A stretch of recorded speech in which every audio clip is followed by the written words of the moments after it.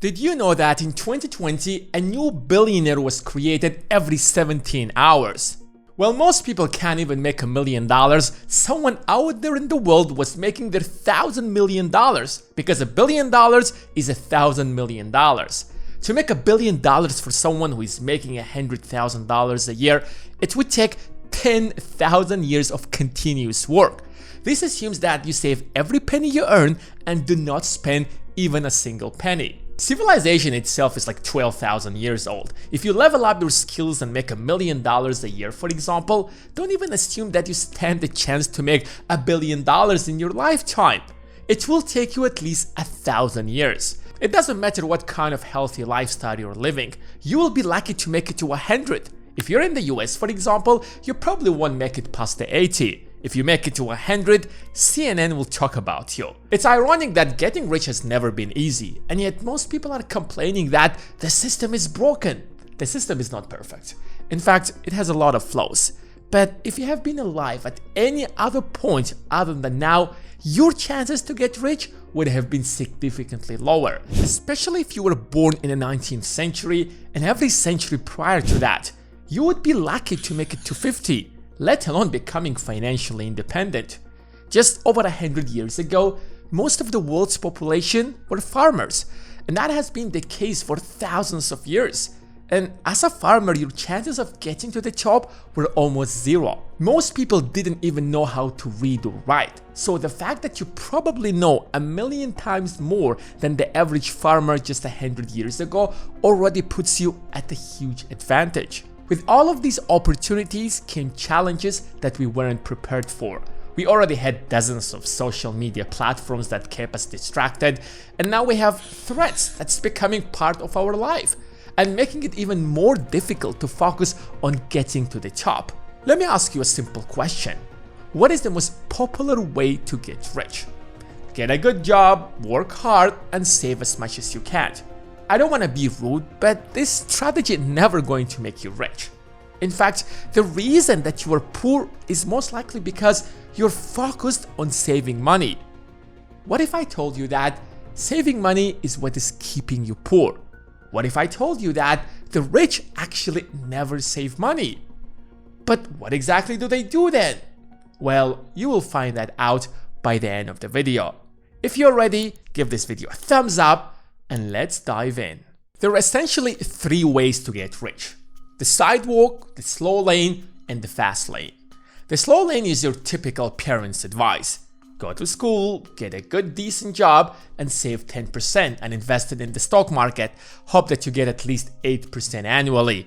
And when you are 60 and have paid off your mortgage, you will be financially independent. Congratulations!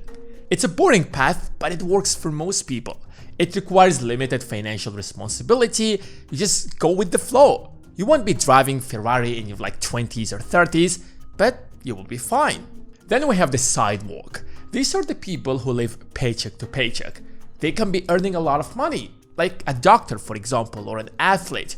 But the problem is that if they lose their skill, they will go broke the next day, like most athletes do after a few years of retiring. Then you have the fast lane.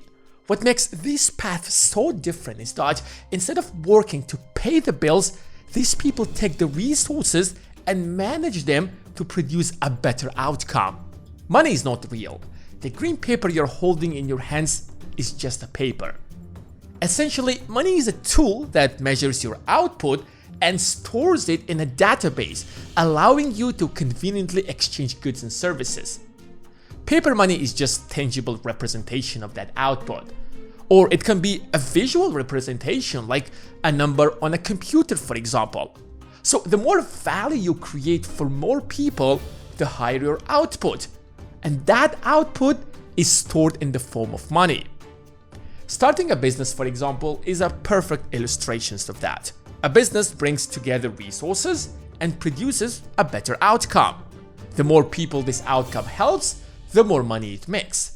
A coffee shop, for example, is a place with equipment to make coffee and a person who knows how to make a coffee but doesn't know how to take full advantage out of his resources, so they're ready to trade their time and skill for a fixed amount of money. Theoretically, you could sell your coffee in exchange of salt or chocolate or even tables, for example. But that's not convenient, and your employees may not necessarily want to be paid in chocolates or tables. So you opt for a convenient option like money or a currency that everyone agrees to accept, your supplier, employees, and clients. The purpose of money is to be spent and not just lay in the bank account doing nothing. So don't feel bad when you spend money. The only question is, how effectively are you spending that money? If Elon Musk hands $1,000 to 1 million people, for example, he's adding value to the world. He's giving $1 billion to people, but they will most likely spend that $1,000 in a few days, and that's the end of it. However, if he instead spends that $1 billion on curing cancer, for example, he will save hundreds of thousands of lives every single year, adding a significantly more value. This is an extreme example, of course, but your life is no different. Let's say you're 20 years old and saving money. You can try to save 20%, 30%, or 40% of your income if you're lucky. However, you'll realize that there is a ceiling to how much you can save. Even if you're making like $100,000 a year, you will never be able to save more than $100,000.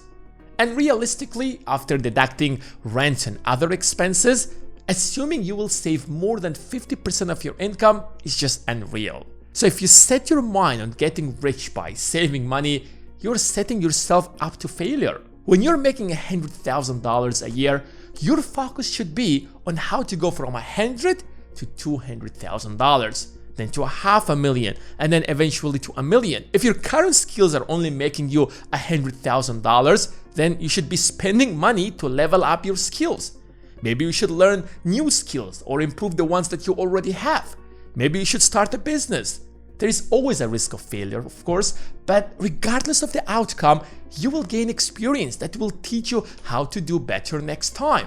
It's the same thing as spending your time to meet a new person. You might become friends or realize that this is not the person you want to hang out with, and you move on. You have risked spending your time. And while you can't have your time back, you can have your money back by making the right decisions next time. Look at the people who have passed away leaving behind billions of dollars. They kept making more money after their death, but they couldn't have more time regardless of their wealth. So the resource that you should care most about is your time. If spending more money means saving time, then you should do it, because we have learned how to make more money, but we still haven't figured out how to create more time. Because my parents never gave me money when I was a kid, I had to work since I was a teenager. But that created a psychological barrier in my mind when it came to spending money. So I have learned things the hard way. Now, if there is something I want to learn, I don't spend countless hours trying to learn it myself. I just try to find people who are better than me and then pay them to teach me. The stock market is a great example. When I started investing, the only education I could afford were the books. However, books aren't the best resource for learning skills. Personal coaching or courses are much better. So if I could go back in time, I would definitely buy a course from someone who has been in the market for years and has made all the possible mistakes. Now, I don't want to say that you should stop saving money. Having an emergency fund is extremely important because life is unpredictable and you never know what will happen tomorrow. So having a savings account that equals at least 6 months of your income is enough for people in their 20s. However, that wasn't the case for me. I needed to save money for more than 10 to 15 years because I was paranoid about not being able to pay my bills. I'm not saying that go and splash all of your savings. That's not the message of this video. But stop focusing on how you can save more and shift your focus to how you can spend to earn more. Of course, it's not easy and you will certainly waste money, but it's the only way to get rich. That's it for today. If you have enjoyed this video, make sure to give it a thumbs up. Thanks for watching, and I will see you in the next one.